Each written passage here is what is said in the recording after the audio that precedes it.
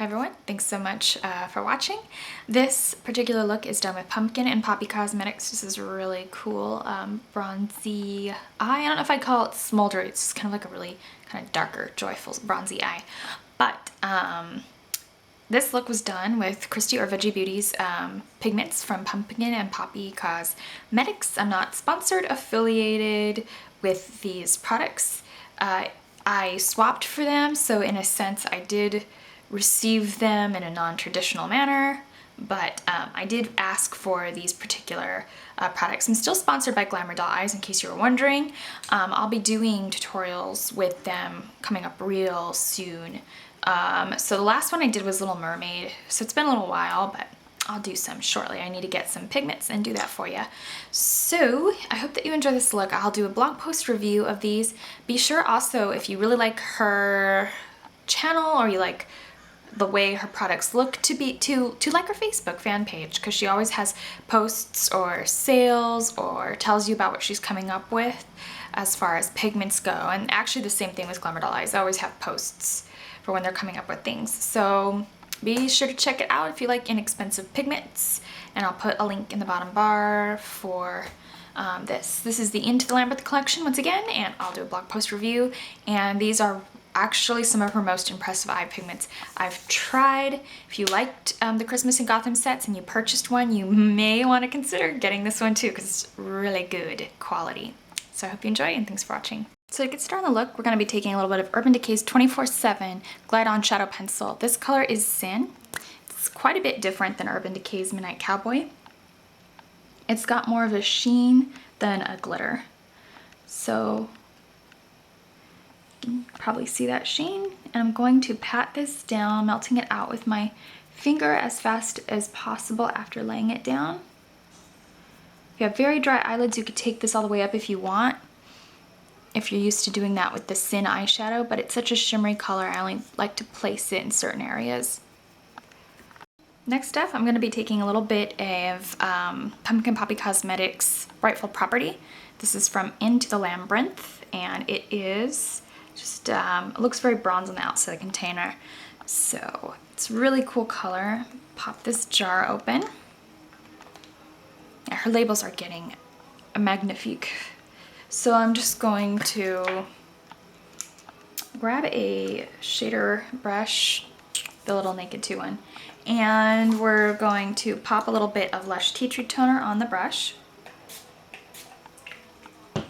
Using this pigment wet is gonna pop it out majorly, so I'm just literally going to put a little bit of the pigment into the lid and kind of smash it into the paddle of the brush.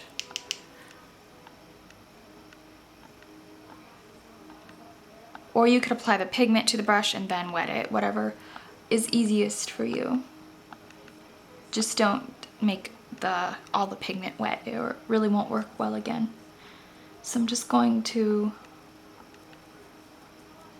pop this all over the lid. You could see that that using this pigment wet really pops out the gold. I'm just going to pat this all over the eye.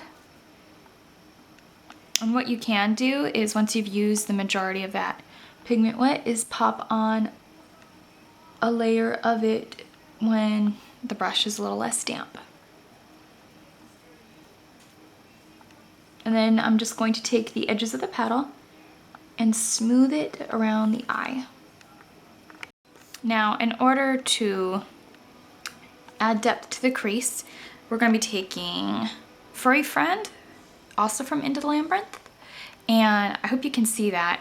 This actually reminds me of an inglot color. I can't even remember the number. I think it's 54.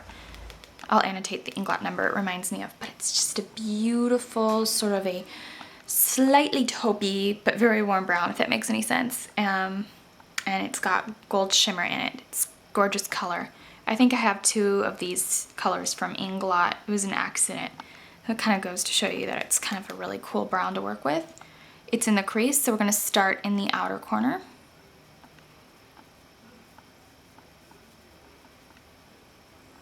And we're just going to rotate that up.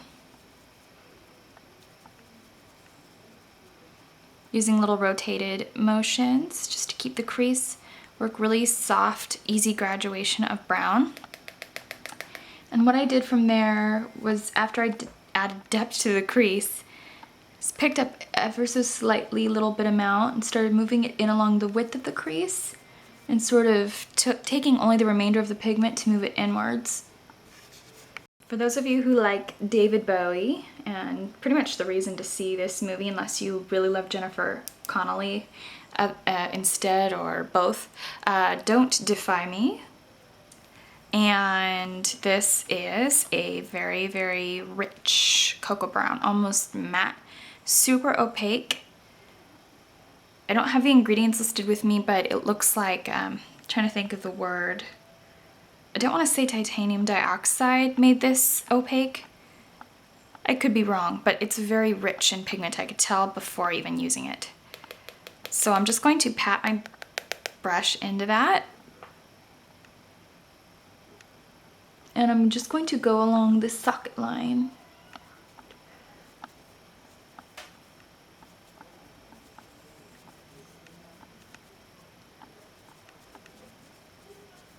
We're just going to add depth right there.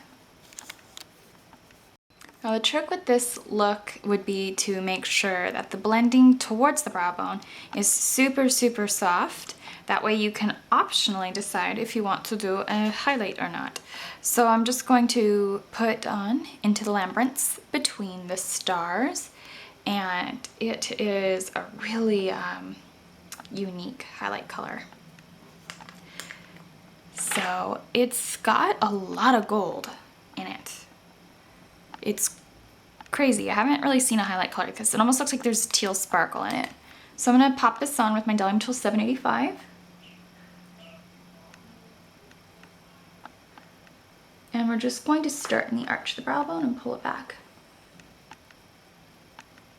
It's really shimmery and beautiful, so naturally, of course, you'd want to see more of it. Being that it's so shimmery, I'm probably just going to do less is more. I'm also going to pop this on in the inner tear duct.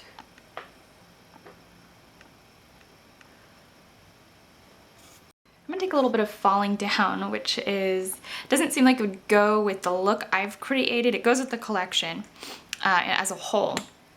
Because of some of the pastel-y colors, it just doesn't really go with the look I've created, but I'm going to add it. I'm going to make it work. And once again, this is Falling Down. It's a light pink.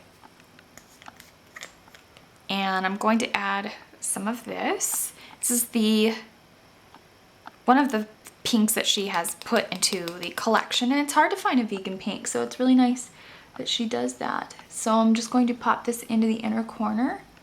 Just sort of soften up some of the bronze tones and kind of blend that out as well.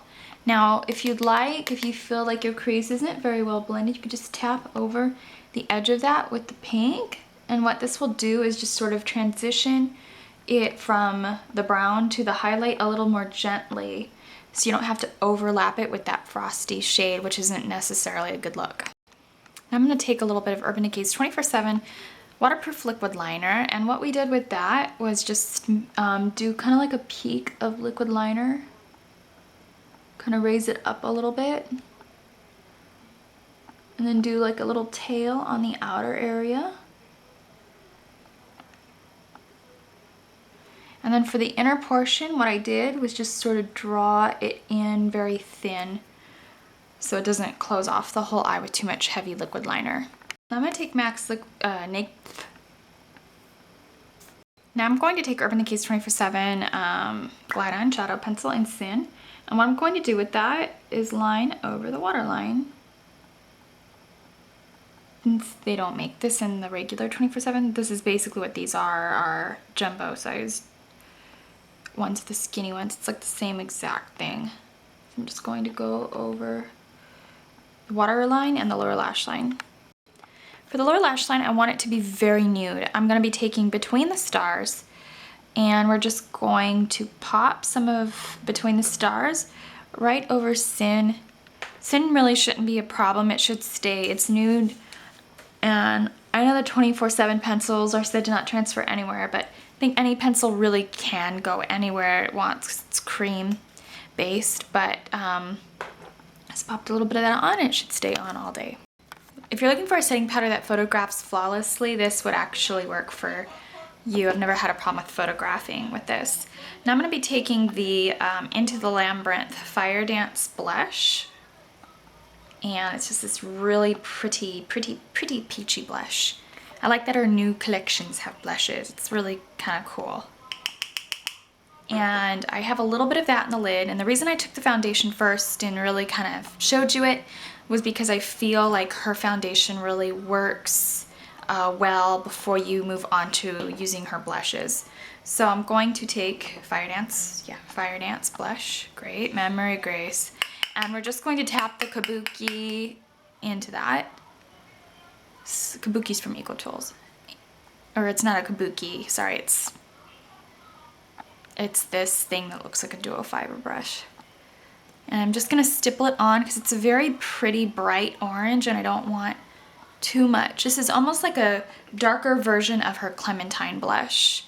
So if you have darker skin and you like something like Clementine, this might be for you. Taking a gorgeous highlighter, I think it's so beautiful.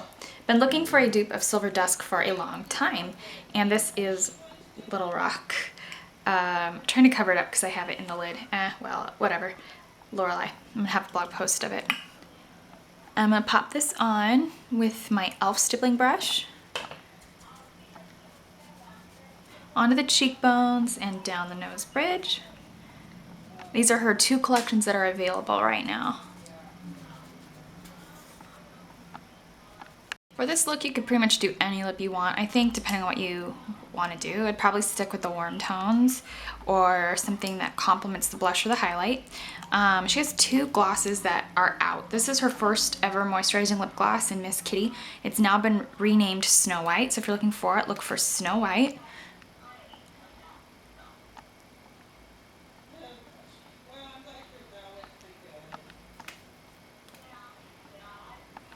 So that's that with Snow White. And I also mentioned she has this A Girl's Best Friend collection, which is her Valentine's collection. Little Rock was the highlighter that comes with that collection. It's like a four-piece collection, $24. This one is Platinum Blonde. The difference between these, of course, is that this one has a silver lid. It's like the same cute emblem. Yeah, same packaging idea. And I'm just going to pop on Platinum Blonde.